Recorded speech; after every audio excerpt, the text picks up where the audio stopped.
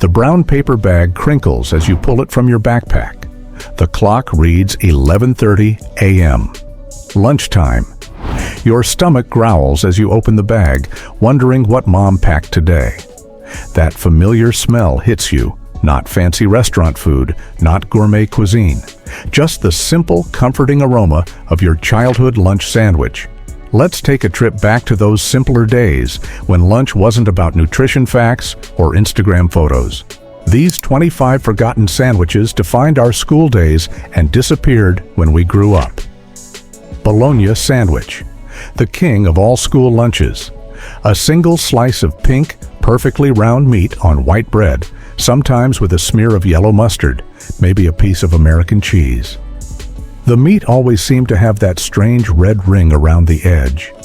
Kids today might turn their noses up, but bologna sandwiches were a staple in countless lunchboxes across America.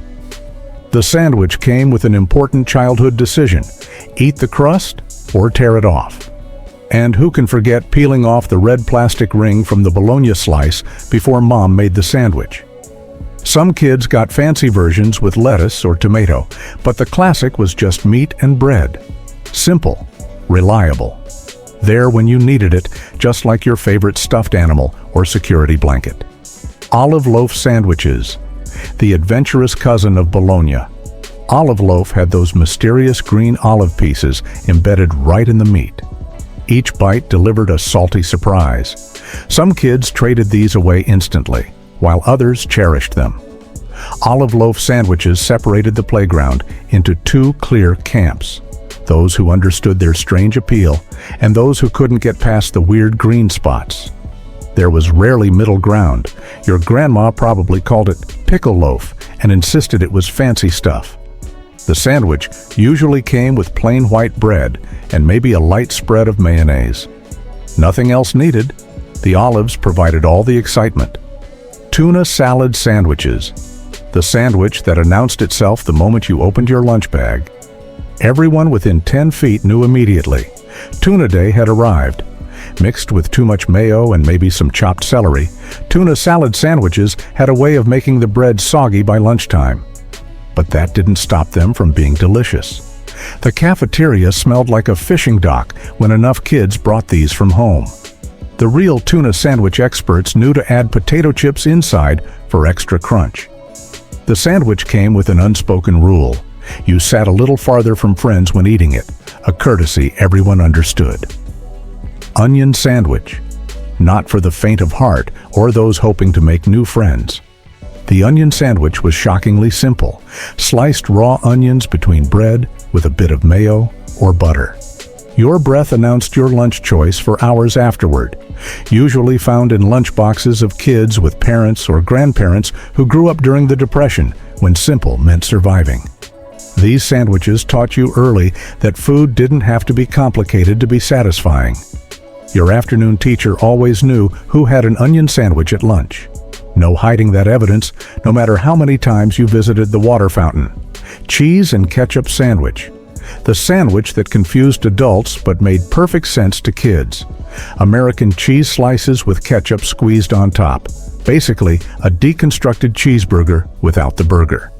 These sandwiches prepared kids early for understanding flavor combinations. The tangy ketchup cut through the creamy cheese in ways that seem obvious to young palates. The real challenge was ketchup distribution. Too much made the bread soggy, too little missed the point. Finding the perfect balance was an art form mastered by 3rd grade. Tomato sandwich, summer's perfect lunch. Fresh tomatoes from the garden, a healthy smear of mayonnaise, salt, pepper, and white bread that quickly became a delicious soggy mess. The tomato sandwich required careful eating techniques. One wrong move and your shirt wore the evidence all afternoon. The smart kids knew to pack extra napkins on tomato sandwich day. This was a regional specialty in some places, practically unheard of in others. If you grew up with a garden, you likely had these when tomatoes couldn't be used up fast enough in August. Banana and mayonnaise sandwich. The sandwich that raises eyebrows today but made perfect sense back then. Sliced bananas, a light spread of mayonnaise, white bread, a sweet and tangy combination that divided playgrounds. Your friends either wanted to trade for it or looked at you like you had three heads. There was no middle ground with banana and mayo. The sandwich had a creamy, sweet quality that somehow worked in ways that seemed strange to adult palates. Some families added peanut butter to the mix, creating a trifecta of flavors that sounds bizarre today, but tasted like childhood happiness. Cold meatloaf sandwich. Monday's lunch was almost always Sunday's dinner leftovers. Cold meatloaf between bread, sometimes with ketchup, sometimes just plain, reminded you of yesterday's family meal. The sandwich improved as lunchtime approached. Something about sitting in that lunch bag for a few hours let the flavors meld together. The bread absorbed some of the meatloaf's moisture, creating a perfect texture.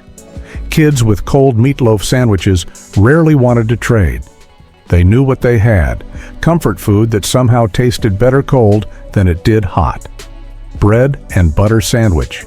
The simplest sandwich that somehow never felt like deprivation. Just butter spread on white bread, sometimes with a sprinkle of sugar if you were lucky. Born from leaner times, but carried forward because kids actually loved them. The bread and butter sandwich taught us simplicity sometimes beats complexity. No preparation needed, no cutting, chopping, or mixing, just spread and go. These sandwiches often came with the crusts removed, a small luxury that made them feel special despite their simplicity. Sloppy Joe's sandwich, not the cafeteria version, but the homemade leftover kind. Cold sloppy Joe meat between bread was a different experience altogether. Less messy, but just as flavorful. Packing these required engineering skills from parents. Too much filling, and you'd have a soggy disaster by lunch. Too little, and you missed the point entirely. The perfect sloppy Joe sandwich for lunch struck the ideal balance. These sandwiches came with built-in anticipation. Would it still be intact when lunchtime arrived, or would you need a fork? The mystery was part of the experience. Spam and cheese sandwich. The sandwich that survived decades of jokes but still made it into lunchboxes across America. Sliced Spam, a piece of American cheese, maybe a touch of mustard. Simple but filling. Spam sandwiches carried a certain status. Either your family embraced Spam without apology or avoided it entirely. There wasn't much middle ground in the Spam debate. The perfect Spam sandwich had slightly fried Spam slices, giving the edges a crispy texture that contrasted with the soft bread. Cold Spam straight from the can was for amateurs. Lard sandwich. The sandwich from grandparents' stories that occasionally still appeared in lunchboxes. Just a thin spread of lard on bread, sometimes with a sprinkle of salt. Depression-era food that lingered in some families. Kids with lard sandwiches learned early that explaining your lunch wasn't always worth the effort. Some traditions don't translate across generations, but the simple fat-on-bread combination provided lasting energy for afternoon classes. These sandwiches connected you to family history in ways other lunches couldn't, even if you didn't appreciate the legacy until years later. EGG salad sandwich. The cousin of tuna salad with its own distinctive aroma. Chopped hard-boiled eggs mixed with mayo, maybe some celery or pickle relish, mushed between bread slices that never stayed crisp. The egg salad sandwich required commitment. Once you started eating, there was no putting it back in the bag for later. The smell demanded completion in one sitting. These sandwiches always seemed to appear right after Easter, when families had too many hard-boiled eggs from egg hunts and needed creative ways to use them up. Pickle and peanut butter sandwich. The unexpected flavor combination that worked mysteriously well. Dill pickle slices laid across peanut butter on white bread created a sweet, salty, crunchy experience that confused anyone who hadn't tried it. These sandwiches started countless lunchroom debates. The kids who ate them couldn't explain why they worked, just that they did. Sometimes the best traditions defy explanation. The pickle juice eventually soaked into the peanut butter, creating a unique flavor zone between the two ingredients that neither could achieve alone. Butter and sugar sandwich. The sandwich that was really a secret dessert. A generous layer of butter topped with white sugar, sometimes cinnamon sugar for fancy occasions. Every bite crunched slightly as the sugar granules hit your teeth. These weren't everyday sandwiches, but special treats, perhaps when money was tight, but parents still wanted to give kids something sweet. The sugar gradually dissolved into the butter as the sandwich sat in your lunch bag, creating a simple frosting by lunchtime. Kids with butter and sugar sandwiches rarely wanted to trade. They knew they had the closest thing to cake that could exist in sandwich form. Sardine sandwich, the lunch that guaranteed you'd have personal space in the cafeteria. Tinned sardines mashed with a fork, mixed with mayo or mustard, spread on bread. Pungent, fishy, and unapologetically strong. Sardine sandwich kids came from families where nobody wasted protein, where fish was recognized as brain food, where traditions from the old country still influenced daily life. The sandwich had a devoted following among certain kids, usually those whose grandparents still did the grocery shopping or whose parents had grown up in coastal areas. Mayonnaise and lettuce sandwich. The vegetarian option before anyone called it that. Just mayo and iceberg lettuce between bread, sometimes with a light sprinkle of salt and pepper. Simple, crisp, and surprisingly refreshing. These sandwiches taught you to appreciate subtle flavors, the slight sweetness of the mayo, the watery crunch of iceberg lettuce, the soft chew of white bread. They weren't trying to impress anyone. Kids with mayo and lettuce sandwiches learned early that simplicity has its own reward. No complicated ingredients, no assembly problems, just straightforward lunch satisfaction. Bacon sandwich. Not BLT, just B. Cold bacon strips from Sunday breakfast, sometimes still slightly crispy, layered between bread with maybe a thin spread of mayo. Simple, but luxurious. The bacon sandwich represented resourcefulness, using leftovers creatively rather than letting them go to waste. It also taught patience, as you waited all morning for lunch to arrive, knowing bacon awaited. The sandwich improved as it sat in your lunch bag, the bread absorbing bacon flavors until every bite delivered that smoky essence, even bites without actual bacon. Cream cheese and jelly sandwich, the sophisticated alternative to PB&J. Cream cheese spread thinly with grape or strawberry jelly swirled on top, creating a purple or red marble effect that looked as good as it tasted. These sandwiches had visual appeal that others lacked. The swirling patterns of jelly against white cream cheese made lunch feel fancy, even when packed in a paper bag with a juice box. The cream cheese and jelly sandwich bridged breakfast and lunch traditions, bringing bagel toppings into midday meals with results that satisfied sweet cravings without being as heavy as peanut butter. Miracle Whip and banana sandwich. Not quite mayo, not quite banana. The Miracle Whip version had its own tangy sweetness that regular mayonnaise couldn't match. The combination created a flavor profile that defined certain family traditions. These sandwiches sparked fierce debates about whether Miracle Whip or mayonnaise was the superior choice for banana sandwiches. Families typically had strong opinions one way or the other, passed down through generations. The perfect Miracle Whip and banana sandwich required ripe but not brown bananas, sliced thin enough to lay flat but thick enough to maintain their integrity when pressed between bread slices. Deviled ham sandwich, the sandwich spread that came in the distinctive paper-wrapped can. Deviled ham mixed with mayo, spread on white bread, spicy, tangy, and unlike anything else in your lunchbox. Kids with deviled ham sandwiches usually came from families with particular regional backgrounds or older relatives who controlled the grocery shopping. The distinctive smell announced these sandwiches before you even unwrapped them. The spread's texture was uniquely smooth, almost like pâté, but with a kick that made it decidedly American. No other sandwich spread came close to matching its specific flavor profile. Peanut butter and marshmallow fluff sandwich. The sandwich that tested the limits of what constituted lunch rather than dessert. peanut butter on one side, marshmallow fluff on the other, creating a sticky, sweet experience that required multiple napkins.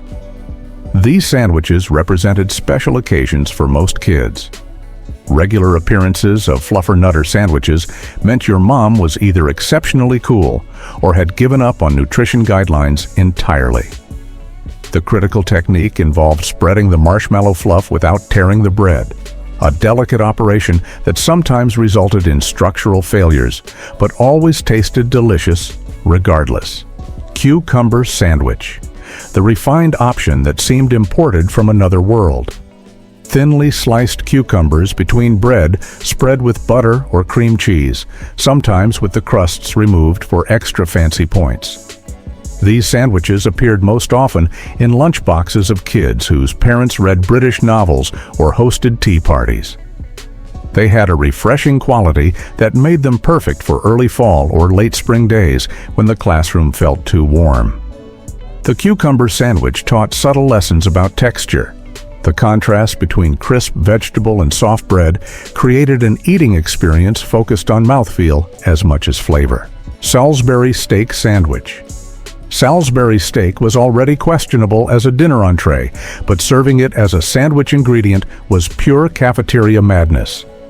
The steak was a processed meat patty that had achieved the consistency of wet cardboard and roughly the same flavor. It came swimming in brown gravy that was more flour than anything recognizable as food, served on bread that immediately gave up any pretense of structural integrity. The whole construction was less sandwich than soup served on a plate, requiring advanced spoon and fork techniques to consume without losing half your lunch to gravity. These sandwiches were popular among kids who enjoyed chaos and unpredictability in their dining experience. The gravy would soak through the bread, creating a soggy mess that bore no resemblance to anything that should be eaten by humans. But somehow, it worked, in the way that disasters sometimes create their own strange beauty. Turkey and mayo roll-up. Before wraps became trendy, school cafeterias were already experimenting with the concept through the turkey and mayo roll-up.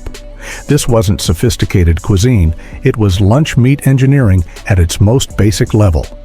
A slice of processed turkey, slick with condensation from its plastic prison, was slathered with mayonnaise and rolled up like a meaty cigarette. The turkey was so thin you could read through it, possessing the texture of deli paper and roughly the same flavor. The mayonnaise served as both lubricant and adhesive, keeping the whole construction from unraveling during transport. These roll-ups were usually served 3 to a plate, lined up like tiny logs of disappointment.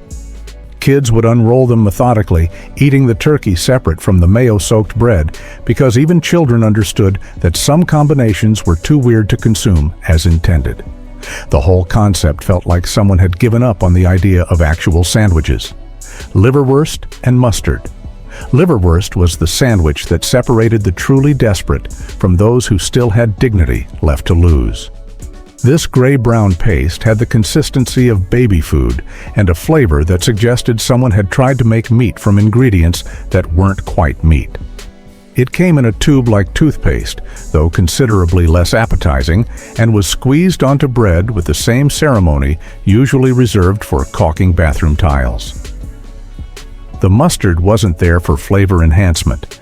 It was there for survival, a desperate attempt to mask the existential horror of what you were about to consume. Yellow mustard specifically, because brown mustard would have been too fancy for this particular culinary crime scene. Kids who ate liverwurst sandwiches were either incredibly brave or had lost all hope. There was no middle ground. The sandwich had a smell that could clear a table faster than a food fight. Meatball sub on a hot dog bun. The meatball sub was what happened when cafeteria creativity met budgetary constraints. Unable to afford actual sub rolls, someone had the brilliant idea to use hot dog buns split lengthwise, creating a vessel barely capable of containing the saucy chaos within. The meatballs weren't Italian grandmother approved. They were uniform spheres of processed meat that had achieved perfect roundness through industrial machinery. The sauce was sweet and thin, more like ketchup with delusions of grandeur than actual marinara. But kids loved these sandwiches because they were messy, unpredictable, and required actual strategy to eat without destroying your clothes. The hot dog bun would inevitably become soggy and collapse, turning lunch into an exercise in damage control. Smart kids learned to eat these over their trays, accepting that structural integrity was not part of the experience. The cheese, when present, was always mozzarella that had been melted and remelted until it achieved the texture of rubber cement. Fish stick sandwich. Fish sticks weren't just for dinner anymore. Creative cafeteria workers had discovered they could stuff them between bread and call it a sandwich. This was institutional thinking at its finest. Take something kids already tolerated and repackage it as something completely different. The fish sticks were usually still frozen in the middle, creating an interesting temperature gradient from crispy outside to ice crystal inside. The bread was soft enough to compress under the weight of the fish sticks, creating a strange textural experience that was part sandwich, part puzzle. Tartar sauce was provided in tiny packets that never had enough product to cover more than half a fish stick, leading to complex rationing strategies among the student body. These sandwiches were popular not because they were good, but because they were familiar. Fish sticks were a known quantity, even when dressed up as lunch meat. The whole construction fell apart with the first bite, but that was part of the charm. Hot dog split and filled. The hot dog split sandwich was cafeteria innovation at its most desperate. Take a hot dog, split it lengthwise, stuff it with whatever was handy, and serve it on a hamburger bun. The filling varied depending on what the kitchen was trying to get rid of. Sometimes cheese, sometimes chili, sometimes mysterious substances that defied identification. The hot dog itself was the standard cafeteria variety, more filler than meat, with a texture that suggested it had been created in a laboratory rather than a processing plant. The bun was soft enough to compress into a dense, cake-like substance under the weight of the hot dog and its mysterious cargo. These sandwiches were popular because they felt like getting away with something, eating hot dogs for lunch when you were supposed to be eating sandwiches. The whole construction was structurally unsound and would fall apart if you looked at it wrong, but that was part of the appeal. Corned beef hash. Someone had taken the concept of corned beef hash and decided it needed to be portable. The result was a patty that looked like dog food had been pressed into a disc and fried until it achieved the texture of cardboard. This wasn't corned beef as your grandmother understood it. This was processed meat product mixed with potato flakes and formed into shapes that could theoretically fit on bread. The patty was served on white bread with enough mustard to kill the taste of whatever you were actually eating. These sandwiches were mysterious in a way that encouraged philosophical discussions about the nature of meat and the meaning of lunch. The hash patty had a shelf life that defied explanation and a flavor that suggested it had been created by someone who had heard about corned beef but never actually tasted it. Kids who ate these were either incredibly brave or had lost all sense of taste through repeated cafeteria exposure. Turkey tetrazzini sandwich. Turkey tetrazzini was already questionable as a casserole, but serving it as a sandwich filling was pure cafeteria madness. Noodles, processed turkey, and cream sauce that had been sitting under heat lamps until it achieved the consistency of wallpaper paste, all stuffed between two slices of bread, that immediate chili dog sandwich. The chili dog sandwich was what happened when someone decided that hot dogs weren't messy enough and needed to be served on regular bread instead of hot dog buns.